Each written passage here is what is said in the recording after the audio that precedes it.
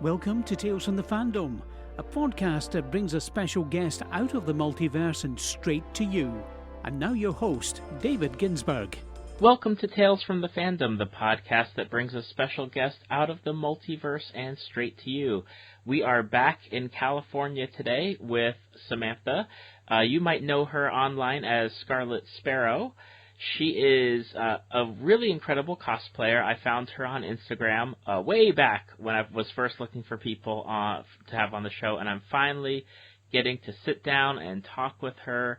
Our schedules really got together, and here we are. So welcome to the show, Samantha. Hello, I'm so excited to be here. I'm so happy to have you. Yes, it took so long, so I'm so happy we're finally here. But I know, I was looking at my list here, because I keep a list of everyone I've reached out to, and you were right. I think you might have been the second or third person that wrote back to me originally. So, yes. Yeah, it was a while. I think it was way back in June of 2016. And then every couple of months I would just send like a message just checking in, and you kept saying that you're interested, and I was like, okay, as long as there's interest. Of course, yes, of course. I'm so incredibly awkward over live streams and all that, so I guess I get all nervous. But I'm glad we're finally doing it.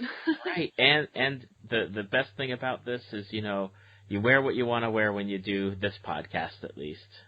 Yeah. Pajamas are pretty much like the standard wear around here. Yep, I have Batman pajamas on, so we're all set. There you go. Now, I think I found you on Instagram because there's a lot of crossover with you and one of my previous guests, Andie. Oh, yes. And yeah, you guys do a lot of stuff together. Yes, we do. She's a big sweetheart. She actually found me on Instagram and started messaging me. Oh my gosh, I'm not even sure about what. It might have been... She's just so sweet.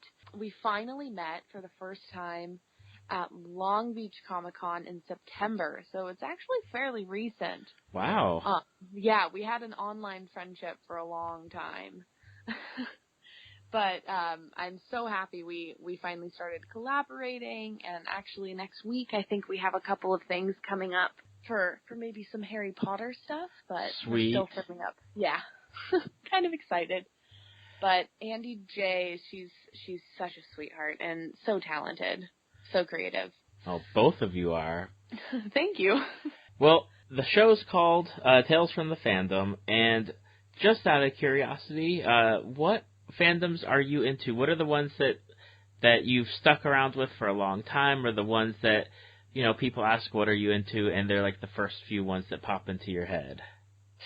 It does vary from time to time, but I usually name Disney, as that's how I started cosplay, was through Disney costuming. And then I'm a big fan of this really offbeat one, Legend of the Seeker, which I know there's some really dedicated fans, and I guess I'm part of that small community, but it's an absolutely fantastic series. And then it varies. I do a lot of Star Wars. Love that. And The Hobbit was like a big part of my childhood. So I guess those would be the top ones I would name. Okay. But mostly Disney is my regular. What was your first Disney movie or Disney experience? First Disney. Ooh, that's tricky. Well, I went, like, the first time I went to the parks, or, like, just recall watching a film? Recall watching a film, because I remember I walked in on a film way back in the movie theater. I think it's like The Black Cauldron, and I remember it scarring me for a few years because of, like, the intense imagery. Oh, my gosh. Yeah, that one is pretty intense. Honestly, I think it was probably, okay, so I really loved Sleeping Beauty as a child. I loved her hair. It was the exact opposite of mine. And I thought it was gorgeous. But Maleficent as the dragon, like, scared the crap out of me. I was convinced that this dragon was real, and that was definitely prominent as a child. Definitely, I remember that. And we had this beautiful rose garden in our front yard where I grew up, and I was always really scared of the thorns because of the scene. Oh, right. Yes. Yeah, so that, I guess, is definitely a prominent memory. And, 101 Dalmatians. I actually haven't seen that for probably about a decade. But Cruella de Vil definitely was terrifying as a child. Probably the absolutely. scariest villain. Yes. Definitely the scariest villain for me. But those are my top first memories that pop into my head. Okay, so those were your initial memories. What's your favorite Disney movie? Like, and I know it's hard to nail down, and if you don't have one, you can name 3 or 5 or whatever satisfies the I need to name the movies that I love. Of course. For the longest time, it was Pinocchio. When we come to princesses, it was Mulan. I guess she sometimes is counted as a princess. And, Belle, but honestly, Moana has completely taken the title of just being great. I fell in love with that movie. It's so fantastic. Oh my goodness, when we saw that movie afterwards, I don't know if I told my wife or I posted it on Facebook, and I think I said that Moana had surpassed all of the Disney movies. Like, that was my number one Disney movie now. Yeah, that was the one. So good. Just the plot and the music, and I wasn't sure what to expect. I went with my best friend, and she was so excited when she took me because she'd already seen it. And then we went to Anaheim shortly after, my boyfriend and I had him see it, and he just fell in love with it. It was just so beautifully made. I couldn't believe it. Right, and it's one that kind of flew under the radar a little bit as well, because it wasn't something that, I mean, at least on my end, and my kids watch Disney occasionally, and it didn't seem to have as much push for it as Tangled or Frozen did at that point. It didn't. Yeah, I don't understand why, honestly, because I don't know. But I guess maybe that's coming from me as an adult. I know children really get caught up with the ice powers and of course. But I mean, honestly, like having the ocean as your friend, that's pretty magical. But yes, I know Frozen is still crazy. It's phenomenal. When I would dress up as the princesses and go to events or do things with children, always Frozen is the one that gets the most attention. It's like a magnet. It's amazing. It is. I don't know if it just happened. Frozen came out like right at that period where there's all these children that were accessible to it, or just that's the story or the music or the dresses drew them in. Because obviously with Elsa and Anna, I mean, that's 2 different women or girl characters that girls can look up to, and are you an Elsa or are you an Anna, as opposed to maybe just having like that one female character in the movies. That's a pretty good point, because they're very contrasting, and I do notice that with the kids that I've worked with, as they really identify with one or the other, and it's they're both really, or at least Anna's a very quirky character, and I know a lot of little girls identify with her, and then Elsa has that fierceness that when I was a kid, I would have definitely looked up to and thought was so cool, and so probably that's why all the different kind of personalities that are presented. Anna's up there as one of my favorite princesses. Oh, she's so cute. Yeah. She is. She's like, her personality and just everything, like her little idiosyncrasies are just so fantastic. Like, it just makes me smile. Between her and Rapunzel from Tangled. Yes. Those two are probably my favorites since like the Beauty and the Beast, Aladdin, and Little Mermaid, because I like those 3, and then I like the Rapunzel and Anna now. Yeah, I have to say Rapunzel and Anna really, because they show so much personality, and a lot of the older ones, I think, are so focused on like the beauty of the film that you don't really get to know the characters as well. Like with Cinderella and Snow White and Aurora, for example. But You said Aladdin. Aladdin is, I was actually just talking right before we started the podcast about Aladdin to one of my friends who is a big fan of Genie. And just that movie is so, like, again, so many great personalities. And Jasmine was kind of the first princess that kind of busted the mold, I think, and she's a little sassy. Right. Like, she's doing what she wants to do in an environment where that's not really the norm at all, ever.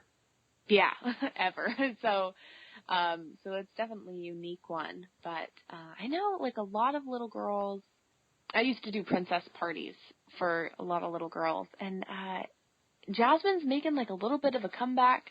I'm glad, because she was probably one of my top 3 favorites as a little girl. And I like that girls are connecting with her, because I felt like she did slip under the radar quite a bit. Mm-hmm. She has so much personality to offer, but that's definitely a fantastic one. I heard they're going to be doing a live action eventually, and I'm so curious to see what that's going to be like. Well, I know as we record this, we're recording March 19th, that the director of the Mulan live action movie has just come out and said that there's not going to be any singing in his movie. And I know from the comments that I've been seeing around the internet that people are upset because the I'll Make a Man Out of You song, everybody wants that song in the movie.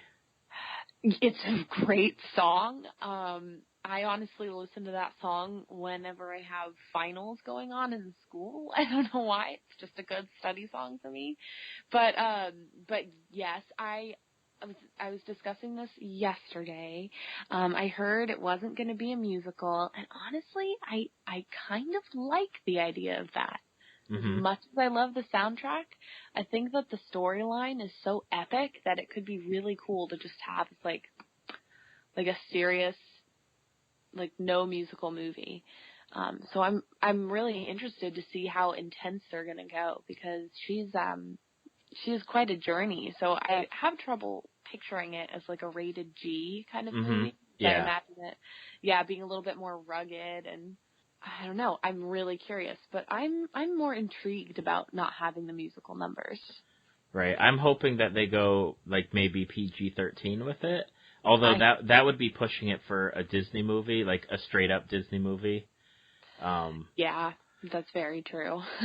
But I remember watching, because I used to watch Once Upon a Time, and I remember when they introduced the Mulan character there, and I really liked her portrayal in that show as well. And I'm hoping that they just kind of go that same route with, just badass warrior. Yeah, exactly. I watched Once Upon a Time up until the past season, I think, and I really did like that as well. They kind of made her, she kicked ass, and that wasn't as sugar-coated, but of course it's going to be a Disney movie, so they're going to have to play to the audience, which is probably going to be a little bit more watered down, but still, I hope they do it justice. I know there was a lot of controversy over it, and I'm glad to hear that they're doing it correctly and casting but I like when they put a twist. Like, I have not seen the new Beauty and the Beast yet. I heard there's some twists in it, and I'm pretty excited to see it. I'm not sure if you've caught it yet. I have. I saw it yesterday, and we lucked out because the movie theater that we are trying to go to now is one of the ones where they have the recliners, and they have the advanced seating where you buy the tickets and you pick out your seats. And there's 5 of us, and getting 5 seats in a row on a movie that I think they just came out today and said it did $170 million. Oh my gosh. Was I think we were on the last showing like at 1:30, and then all the other ones were either sold out or they had like a seat in one spot and then a seat in another spot. So it was good. I won't spoil it for you, but hopefully I wish I'd seen it. it's real good. You'll like it, I imagine. I know there was a little bit of controversy. I don't know if it's controversy between people when they listened to Emma Watson sing, some people really didn't care for it, and like when I watched the movie, I didn't have any problem with listening to her sing. Yeah, I heard the initial clip before it came out. I was like, I'm not sure what to expect, but I mean, you have to see the whole film before you can truly judge it. Mm-hmm. And so far what I've heard is like people didn't even care once they saw the film. They're like, it's just the whole thing is so good. So I haven't heard much about her singing since that initial clip came out for the trailer. Mm-hmm. So I'm really, really excited now because I've only heard amazing things about it.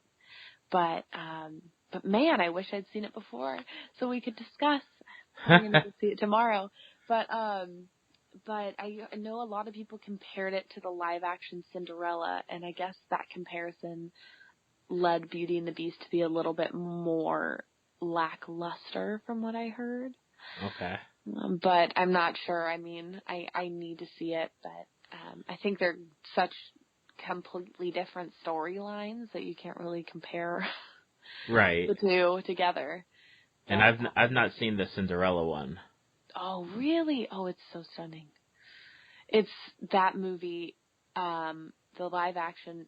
I don't know. It just was kind of just like a piece of art from the beginning to the end. It was just magical. Every scene, every shot, all the scenery was just beautifully done. I liked it quite a lot. Cinderella is not at all one of my favorite stories personally, but oh gosh, it was just stunning. And it wasn't a musical, which was interesting. I'll have to check it out. I think I have it somewhere around here because my kids watched it, but I didn't. I don't know what I was doing at that point. Sometimes they go and, run off and watch stuff, and I'm like, what are you guys watching? Yeah, it's hard to keep up, like, with a lot of kids' TV. I would do babysitting quite a bit, and I just, like, it's just difficult to pay attention and keep up with all of it. There's so many movies always coming out. But I'm personally a person who, like, I rarely go to the movie theaters. Mm-hmm. I normally, like, read a lot. So the only movie I've seen this whole year so far is Logan in the theater. Okay. Twice, but I should have gone to see something else the second time, but it was good. It was just, I'm not sure if you've seen that yet. I have not. I had, my brother-in-law wanted to go see it and asked me if I wanted to go. I was like, I've got, because the only time I see movies now is if the kids want to go see something and we're kind of approving it. So, like, Lego Batman is on the deck for this week because it's spring break. Oh, yeah. But normally, like, I'll go to the movies if I'm planning to either record a podcast about it, like a special podcast episode, or if it's really like one of those big movies that I've got to see. Like my wife and I watched Get Out. We watched Doctor Strange. Last year I watched Guardians of the Galaxy by myself, or the year before, whenever it came out. Mm-hmm. So I don't really go to the movies a lot. It's either going with the kids, and that's a $50 or $50 or $60, ticket price right there. Minus, like, not including any snacks or drinks or eating out beforehand or afterwards. And snacks are ridiculously priced. Yeah. I completely. I know. I'm similar in the sense that just like it's a lot of work to go. Yeah. It's just easier to not, but be very picky and choosy. And I know I was really shocked not giving anything away with Logan, but I went into the theater and there was like a ridiculous amount of children there, which was so odd to me because like watching it, I was crying like the whole time. I really like X-Men, and I was like, and the kids were like unfazed around me. They're like, "Oh, this is so like neat." I'm like, "It's like a tragedy." It's absolutely shocking to me, but you know what? I guess they had stronger will than I did. I was like so weak while I was watching it. But Lego Batman, I haven't seen yet, but gosh, I really would like to. I heard so many great things about it. Yeah, I'm excited to see it. Yeah, you're gonna have to tell me how it is. I mean, I was supposed to go see it again, but then I went with my friend and we wanted to go see Logan again. It's really horrible. But let's see. I was going to say something about another movie that you brought up that you saw last year. Darn. I cannot think. Well, let's see here. There's Doctor Strange and Get Out and Guardians of the Galaxy. Oh, yes. I saw Guardians of the Galaxy at home for the first time this January. Super late. It was really good, and now the second one's coming out soon. So yes, it is. Long. Have you seen the trailers for that? Oh yeah, I'm excited. Yeah. I take forever to watch stuff, but I'm pretty excited about that. And Baby Groot, and he should be adorable. You should see. Are you much of a Deadpool fan? I know that's definitely not child friendly, which a lot of parents found out after they went to the theater, which was horrible. Yeah, I went to go see Deadpool by myself. Yes, of course. But I did go see it. That's one of the other movies I saw in the theater where it's like, okay, I want to make an effort to go see it. Everyone's saying how amazing it is, and it was. Yes, it's hilarious. I think it redeemed everything about Deadpool that went wrong in the Wolverine Origins. Oh my gosh, yes. Yeah, that was uncomfortable. So I'm really glad they just went full out. Giving Ryan Reynolds the reins was a very smart decision. Right. I have to say. And the new trailer that came out, I'm not sure if you've seen it, was absolutely brutal. The one that was spoofing Superman? Yes. Yep, saw it. So sad. So sad, but I noticed the Nathan Summers is coming soon, so that was written on the side of the phone booth. Mm-hmm. So I'm so excited to see it, and have been hearing rumors about who's going to be casted as Domino. I still am actually not sure. Well, I think they cast Domino. Do you know who it is? Let me check right now. Deadpool 2 Domino. Because they haven't cast Nathan Summers yet, but I think they have. Yes, they cast her back about a week ago, it looks like. Oh my gosh. Let's see here. Let me pull it up. Her name is Zazie Beet. Zazie She's apparently in the TV show Atlanta right now. Oh. I'm so excited to see who it is. Man, I'm not familiar with that actress. Yeah, I'm just pulling her up now on IMDb just to see if there's anything that sticks out. Oh my gosh, she's gorgeous. But no, it doesn't look like she's been in a lot besides this Atlanta TV show. That is so cool. Okay, I'm very, very excited for it. Domino is one of my favorites. I cosplayed her. She was one of my first cosplays besides Disney a while ago. And it actually went horribly wrong because I had absolutely no experience with body paint. Like none. And I tried all these horrible techniques and it just like looked like horrifying. But I have a better technique for it now, thank God. So maybe I should take her out again.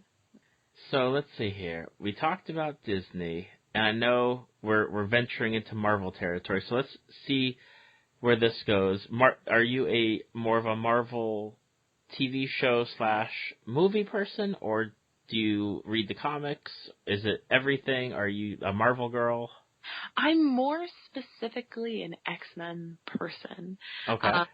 I don't know that much, like as much about the Avengers. If we're gonna put like Marvel or DC, I would probably be more like in tune and like updated with DC as opposed to Marvel. But if we're gonna go talk about Marvel, I definitely am an X-Men fan. Okay. Not nearly as updated and educated on Avengers as I should be.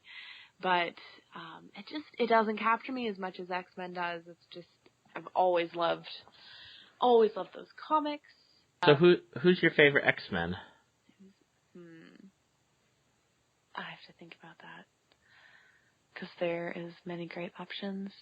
I could, say the obvious ones, like Logan, which is very obvious. It's, too...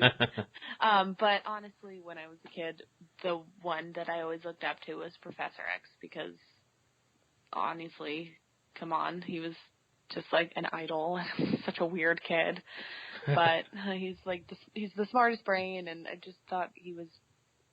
I thought he was, kind of inspirational, and my parents definitely thought I was weird because they didn't introduce me to the comics, so... Otherwise, if we're talking, specifically powers, Storm probably has the coolest power, in my opinion. She's pretty overpowered with what she can do. Mm-hmm. If we're going X-Force, I always did really like Domino quite a lot. I just thought she was a badass. But that's a very hard question.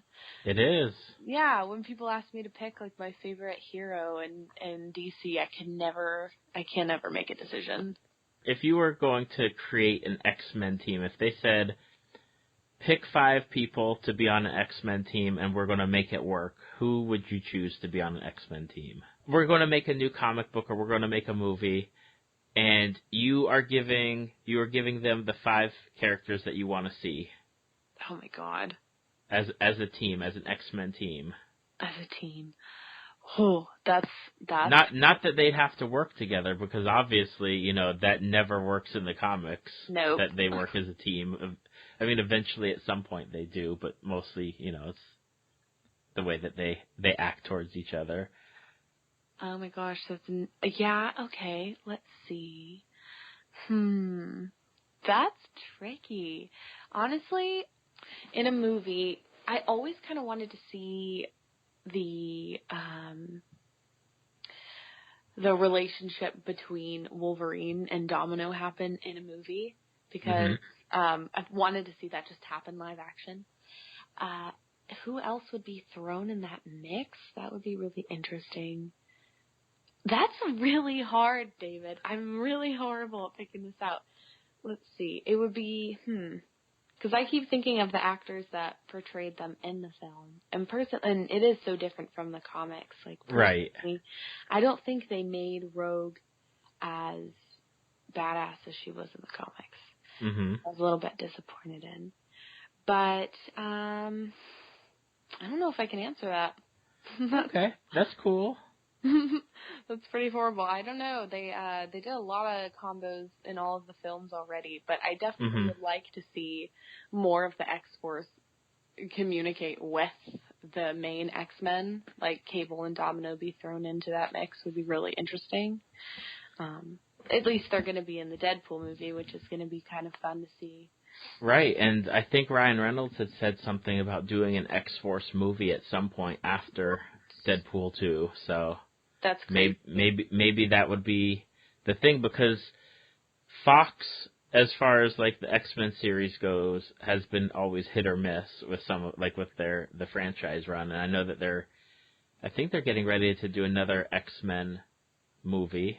Maybe they'll have Deadpool and switch it over to having an X-Force movie at some point. That would be interesting. I would like them to see them do it really well, because it's really, as you said, has been a hit or miss with a lot of their stuff. I actually didn't even go see the Apocalypse movie.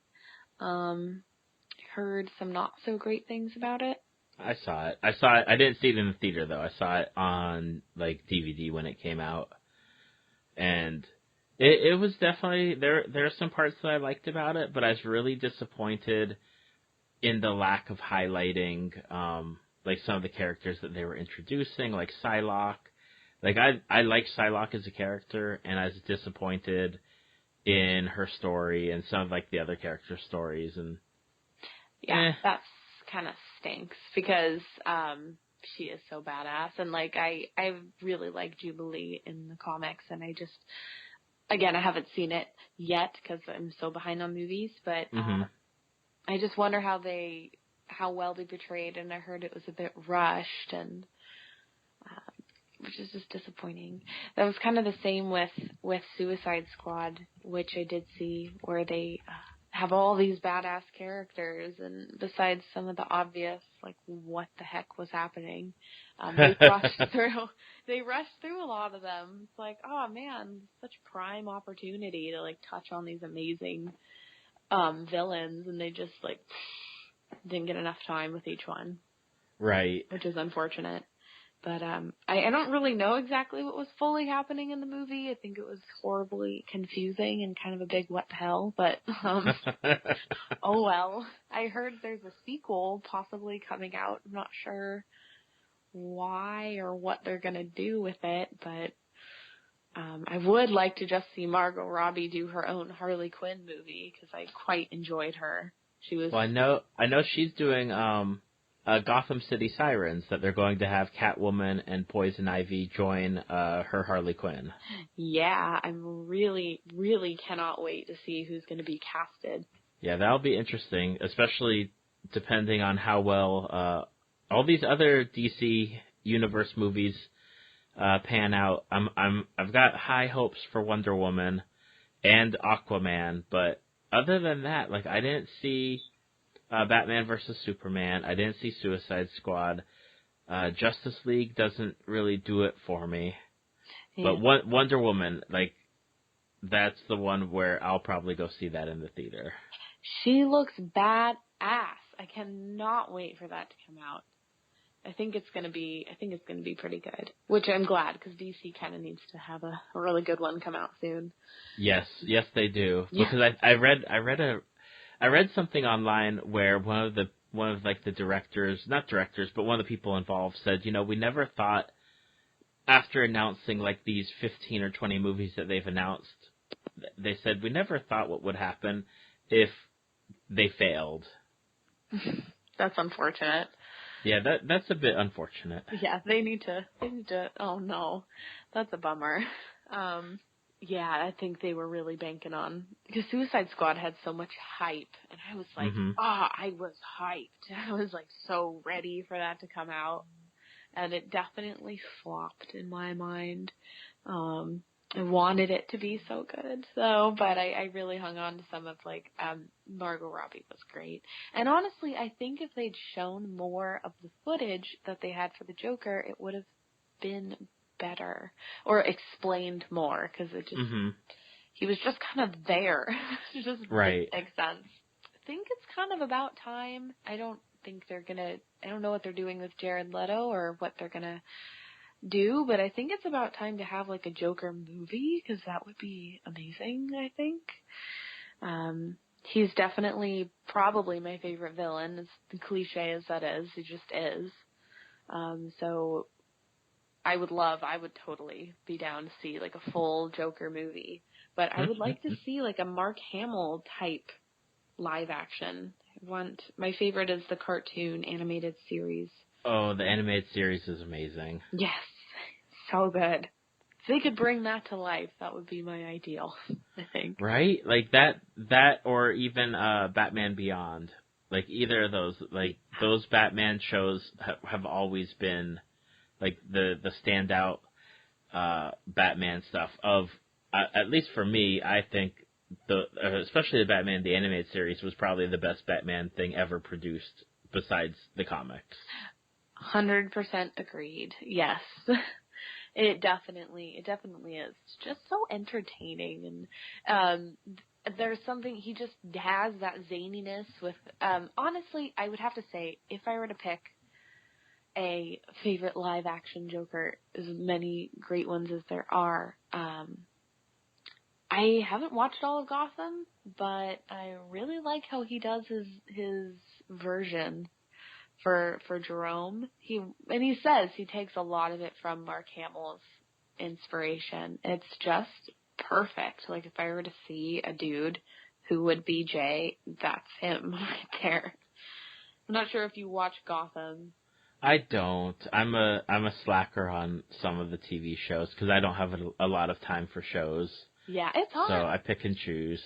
It's difficult to keep up for sure. I completely understand that. But it's it's a really great mix of like the humor and the sick twistedness, and just the darkness there. But there's a lot of like light, giddy humor and like crazy laughter, and I just love hearing that. Jared's laugh just didn't do it for me in Suicide Squad. It was kind of just why. It it wasn't my favorite. I know a lot of people liked it, and I liked that they tried to do something really drastic, but it didn't jive for me. Yes. Getting off of the DC and Marvel train, one of the things that you mentioned was an offbeat show, which I'm familiar with. I didn't watch all of it, called Legend of the Seeker. Yes. And are you a fan of just the show or the book series that it came from? So I have not read all the books, so I cannot claim. Well, there's like 20 or 30 of them. Yes. So So it's easy to maybe miss one or two, but I haven't read the majority of the books. I actually watched the series when it came out, completely adored it, found out the books existed, and kind of upset I didn't know that first, because I'm kind of a believer in like reading the books first and then seeing that, but they're both amazing. And I know, honestly, the series, in my opinion, got gypped by being cut to only 2 seasons. But it's absolutely fantastic. I don't even know what to say exactly. I know there's some diehards that just stay strictly to the books. There's a lot of differences. And if you remember some of it, honestly, the beginning of the series is basically the same plot line of A New Hope from Star Wars, but like medieval, which is kind of weird. A friend of mine were watching it this past month, and he was like, you notice that's basically exactly Star Wars, but it's medieval stuff. I'm like, oh God. Yep. So I think the books are even more Star Warsy than the TV show. The TV show mixed some stuff around. Oh man, the books go into some crazy places. I think I made it through maybe 8 or 9 of them before I stopped at a certain point. I don't even know why I stopped, and I can't remember where I stopped, so I'd have to start from the beginning. But there's some books where it's just like it just like throws the characters into these weird situations, and then it has to get them out. It's like, okay, all right, I'll read through that to see what happens next.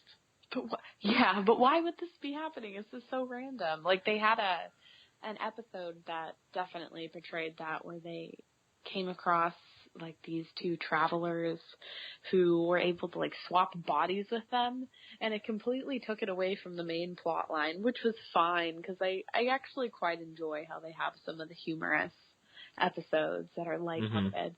But it's like a big fat what the hell did I just watch?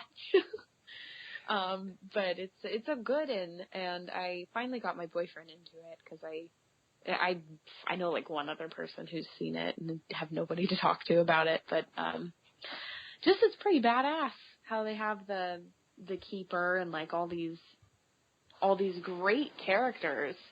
But the Sword of Truth series definitely is great. Terry Goodkind is just a great author.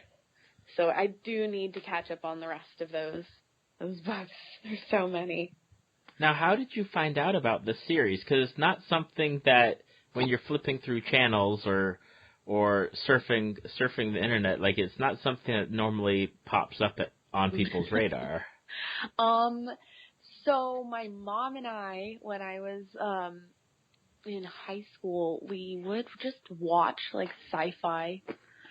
We would watch the Sci-Fi Channel, and I don't know what we were watching. I don't know what shows were on, but we were watching some medieval fantasy show, and then this commercial came up for this new show, Legend of the Seeker. And honestly, when we saw the commercial, I remember we both made this remark, like, that looks so stupid. This show sucked. Because they had, oh my gosh, I completely forgot his name. The main actor, I forgot the actor's name, but they had Richard Cypher all like oiled up and shirtless and like glistening, and we're like, okay, how cheesy is this going to be? Is this like about something or what, but then we watched it and we're like, holy shit, this is super cool. So I definitely got full into it, and then went on the internet and saw, oh wow, this is a full book series. I should read this. Okay. And yeah, I'm glad we found it. Who's your favorite character? Kara, the ex-Mordsis. Right. Yeah, she was definitely my favorite. She's super badass, and she is. The actress, she has this thing, I don't know what it is, she does this thing with her eyes where she's just absolutely captivating on the screen. I've enjoyed every episode she's in, and then probably Zed would be my second, because he's wonderful. He reminds me a lot of Doc Brown from Back to the Future. Yes, he does. Oh my gosh, I was thinking for the longest time, I'm like, okay, who does he remind me of? And that's exactly, you're 100% correct. That's so funny. Yay, I'm correct on something. Woo. Oh my gosh. Yes, he's absolutely delightful. So I hope that there's other people out there that love the series so much. I know I follow some people on Instagram that I found who have, so lucky, when the series ended, they went and sold the screen used outfits on eBay. Mm-hmm. And I know a couple people who have them, and I'm so jealous. I want them so bad. Right. There's a person I've been trying to get on the podcast, and we just have not been able to connect with each other, who has a lot of those screen-worn outfits. Oh, my gosh. Yeah, I think I know who you're talking about, and her stuff is amazing. Yeah, I hope you can get her on the show. I would love to hear more about what she says about the series too. But yeah, there's some people out there with some gnarly collections that nabbed them all up. Honestly, and I just want to make the Mordsis outfit really bad. Just want it. Yeah, they're so I remember reading in the book, they brought up the question of, oh, why are you wearing red? And it's to not show the blood. When we're torturing you, you don't get to see how much blood is on us. Gosh, they're so intense. Yeah, they're and then they have which is kind of interesting. It's been a while since I've seen this part. But when they finish their training, they wear the white. Yep. Yes. It's been a while. I know in the series, Denna does that. She's a little aggravating woman. But yeah, they're absolutely badass. The torture they go through and the pain that they can endure is just amazing. That's definitely a cosplay goal. I know that their outfits are completely portrayed differently in the books. Mm-hmm. But I quite like how the screen went and adapted it. Right, you can't adapt everything. I mean, that's the same reason why the X-Men aren't running around in yellow and blue spandex. So. Honestly, probably for the best. Probably. Yeah, I don't think I want to see that much. But I quite liked how screen adapted things go. But when you have a 30-book series, you can't be 100% accurate, and people want to take creative liberties, which is totally warranted. Right. Completely. I know a lot of people freak out about that, but I just am intrigued to see what they do with it. There's another kind of changing the subject. Speaking of just long book series, if you've ever heard of the Xanth series, it's oh my gosh! Please tell me. Okay, I love there are 2 book series that formed my childhood growing up. One was Anne McCaffrey's Pern series with the Dragon Riders, and then the second was Piers Anthony's Xanth series. Yes, I can't say that the first that you named sounds so freaking familiar, but I can't say that I've read it. That's okay. But Piers Anthony, there's 60 or something. Ridiculous. He is still writing books. He's still writing Xanth books. He's brilliant. How many did you read? I read. Let me pull it up, and I'll tell you a funny story too while I'm looking this up. Mm-hmm. I reached out to Piers Anthony to see if he would come on to the podcast, and he doesn't have a computer, so his website is like super old from like way back in the day, and it goes to like somebody that handles his accounts, and he writes in like a shed that has. I don't even think it has electricity. Oh my God. And he lives out in the boonies of Florida somewhere, like way out on like a huge lot of land. And he I don't even think the email that I got said that he doesn't have email, and I don't even think he has a phone in his house. That's gnarly. Let's see here. I read from the first book, which is A Spell for Chameleon, Mm-hmm. all the way down to probably. I'm trying to find out. I think it was Fawn and Games, which is book 21, and I'm looking at the list. He has 40 books published total, and he's got 3 more on deck. That's craziness. Wow. I didn't even make it past 2 digits. I loved it, and then just like, time and reading. But it the ones that I have read, I think it was the third, and I cannot remember the name of it for the life of me, but where they... Well, that third is Castle Rugna. Yes, that's the one where they go into the tapestry, I believe. I think so. That was just such a brilliant idea.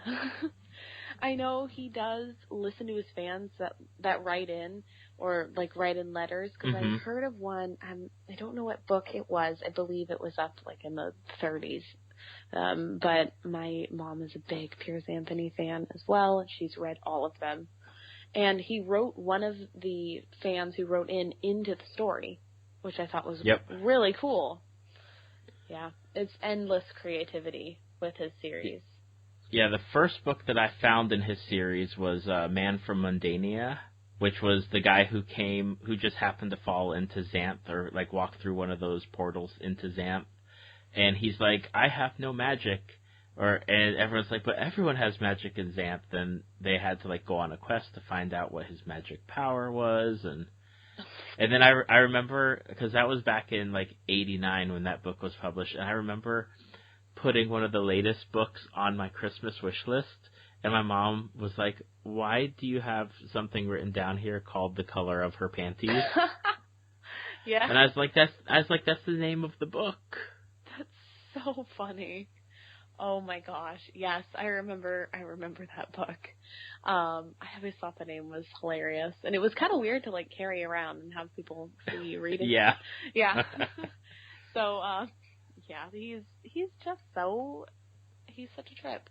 But I'm so glad to hear that someone else likes that series. Man, that's so awesome.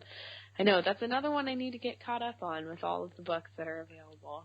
Endless creativity. It's amazing. Oh, man. Yeah, it is. It is. And it's just amazing that he still puts out work at the age that he is. Like, I can't imagine it, because he's born 1934, so he is 82 right now. Oh, my goodness. Wow. That's amazing. But yeah, they're all so good. I know, for me it's like, I'd write one book and I'd feel so accomplished. That's just gnarly. Now I want to go out and go buy more books from him. It's been so long. Well, I know you mentioned books, that you're an avid reader, and I always like to have people that read books recommend something. So is there a book or a book series that you would recommend to people? Oh, yes. So I haven't read as much in the past couple years as I used to, because I am a full-time student at a college, so I just don't get to do creative reading as much. But some of my favorite books is The Night Circus. I love that book. It's, oh goodness, see if I can remember the author, if I have it near me here. The Night Circus by Aaron Morgenstern is amazing. And I think they made a movie about it, but I actually never saw the movie. Okay. The Septimus Heap series is a great one. I read it when I was younger, but it's kind of weird, and the first book is a bit slow, but once you get into it, it's like one of those like, wow, where did you think of all this? It's amazing, creative. I love that. Septimus Heap series, it's by, oh my goodness, the last name of the authors is Sage. I wish I could remember her name. Let's see here. Andie Jay. Yes, that one is absolutely lovely. And if we're just going to go off naming favorite books, my favorite book is probably The Odyssey. Okay. I read it 3 times, but it's been many years since I've read it, but that was definitely one of my favorites. And lastly, I would probably pick this is kind of weird. My reading tastes and preferences are all over the place. The Chaperone was one that takes place, it's a 1920s book by Laura, I'm probably going to butcher her last name, Laura Moriarty. And it took place about the life of an actual real life woman. Cannot remember her name. She was an actress in the 20s who was like only 18. It was really interesting. So it was a bit more of touched on real events, not as much of a fantasy at all, but it had some elaborations. So I guess those would be my off the top of my head recommendations. Well, there you go. Yeah, there you go. People get out there and check out those books, especially coming from me and Samantha, the Piers Anthony Xanth series. Yes, those are incredible. I almost want to say just go back and start with the first one because it's hard to, like, there's a lot of characters mentioned in the later books and stuff that's happened, and you kind of need to go back. I can't imagine reading those out of order. You started with that. I started with Man from Mundania, which was like 11 or 12. Oh, that's. And then I went back and started reading from the beginning. Yeah, that's almost quite a bit of fun because you get to connect the pieces together in a way. But yeah, it's definitely, I Spell for Chameleon, that's the one I started with, and it made it really easy to keep going from there. Absolutely. Yeah. Now, one of the things, obviously, you're on Instagram for a reason, and the reason I reached out to a lot of people on Instagram is that it's really easy to find people that are interested in a lot of different fandoms. And you're on Instagram because you're a cosplayer. Yes. Now, how did you get into doing cosplay? I think you said earlier that you started with Disney princesses. Yes. So I originally started, honestly, my favorite holiday had always been Halloween because I liked dressing up and doing creative things. And I always wanted to dress up, actually, as Darth Vader was my childhood, Halloween dream. So I haven't done that yet. Maybe one day I'll do that. Who knows? But I always dressed up as princesses. And one day I ran into some friends who did parties for little girls, and I worked with children. I was a dance teacher for years. So I started doing that and then, realized, this is a pretty fun hobby, and went to conventions and got into it a little bit more frequently. So now I do it as my hobby, and it's quite a bit of fun. My best friend and I do it together. She's my Poison Ivy when I do my Harley Quinn, and she's absolutely fantastic at Quirky Girl Cosplay. If people know her, she's stunning, and so's beautiful work. So now it's like our bonding thing that we do together, which is really nice. What was your first outfit? Was it a princess outfit? It was. The first one I put together was Alice in Wonderland. It was one of my mom's favorite stories, and I kind of did it for her too. She loves Alice in Wonderland. So that was the first one I put together, and the first one I ever wore to a convention or an event was Belle from Beauty and the Beast. Now, are we talking blue dress, peasant dress, or are we talking big on, full on, golden ball gown? I did the golden ball gown, and it was really daunting for me because I had never made anything. I got a base, and then I just kind of added to it, and to make it a little bit more elaborate and a little bit more lavish. And I've had it for quite a while now, and I'm hoping to upgrade it soon. But that was my first one I'd ever worn out. That dress seems like it can be a little bit difficult to manage as far as like walking around in it. Yes, it is. I actually really love that dress because all of the ruffles, things get caught in it, which is kind of a downside. But like if I ever need extra bobby pins, I tuck them into the ruffles and no one can ever see it. They're like little pockets. But yes, it's really hard to manage sometimes. It tends to catch a lot, and hoop skirts are a pain. I can't even describe, but it's beautiful. It was my first time I was a princess as an adult, and it felt really cool. But it was super cheesy. It was really fun. But honestly, some of the favorite characters that I've done weren't Disney related, as much as I love Disney. Who are some of your favorites that you've done? It would probably be Harley Quinn for the sheer fact of all the experiences I had. As for with my friends, my best friend does Poison Ivy, so it was a really fun time that we did together. I've always loved Harley Quinn, and I did the classic one, but I did the pigtails. So it's just great, like, playing a best friend with your best friend. And my boyfriend did this great cosplay as the Joker, and another one of my great friends did Two-Faced, and it was just it was a cool experience for us all to do together. So I'd probably say that's my favorite.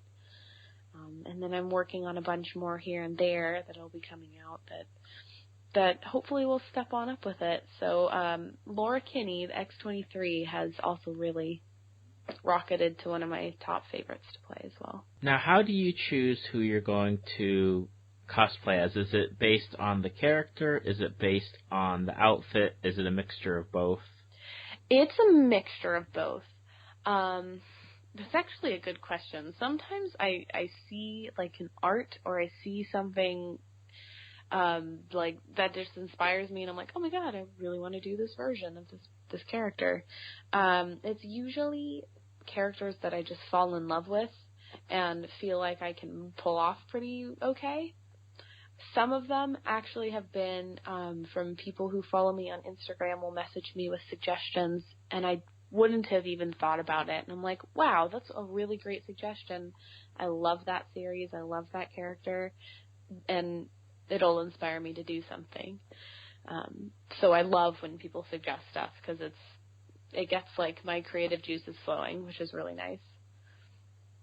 That is always good. And I know a lot of people don't see the time and the tears and the suffering that everyone does for their cosplays, but I know that it's one of those hobbies where people see the end result, but they don't see how much effort and money was spent to get it all together. Oh my gosh, yeah.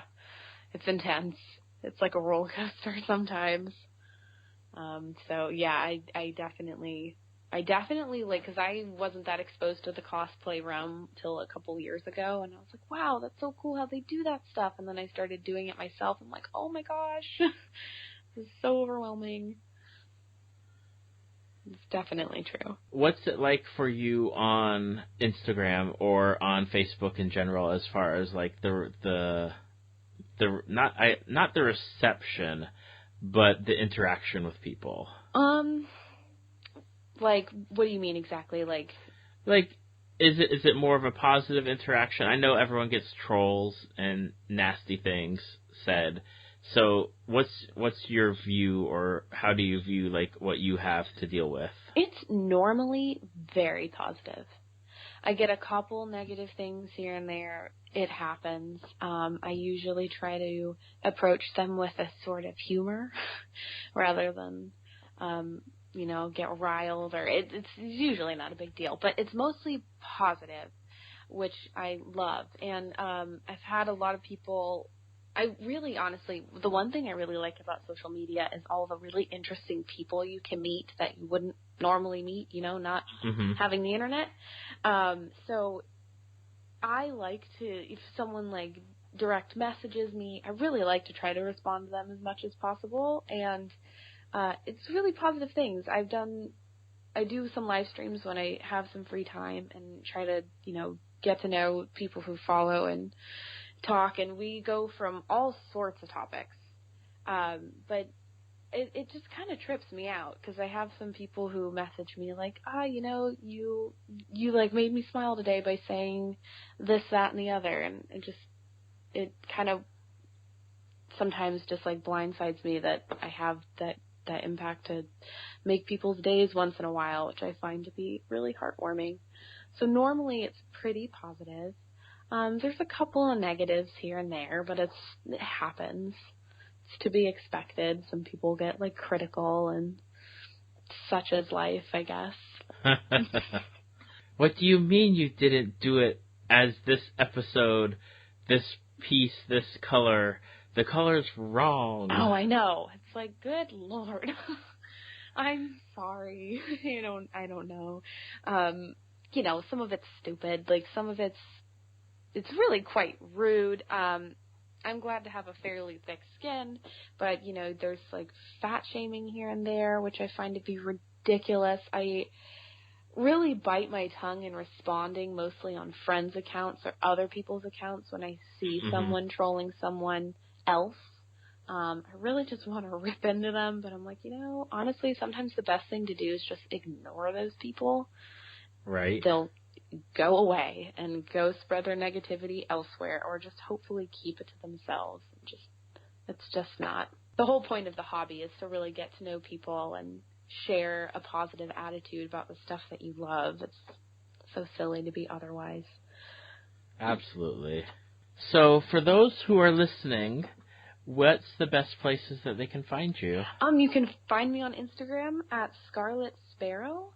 That's Scarlett with 2 T's. And then also on Facebook with Scarlett Sparrow as well. I do have a Twitter as 7 of Clubs, but it's fairly inactive, as I honestly don't understand how Twitter works. But I don't either, but it's so confusing. I have to use it.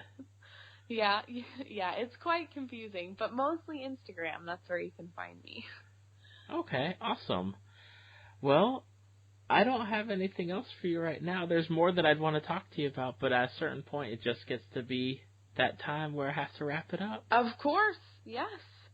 And we had so many interesting talks. I'm so glad we talked about those book series. So it was a lot. Me too. I like talking about books. Yes, I love that. Maybe I can come back with some more content there because I got plenty of books. But there you go. We'll have to have you come back. It was a lot of fun. Well, thank you so much for taking the time out. Of course. Thank you so much for having me, and I hope everyone who's listening enjoyed. Thank you for listening to Tales from the Fandom. Subscribe to us on iTunes or your podcast app of choice. Follow us on Facebook at www.facebook.com/talesfromthefandom to see photos, links, leave feedback, and check out upcoming guests. If you'd like to be a guest, email David at talesfromthefandom@gmail.com.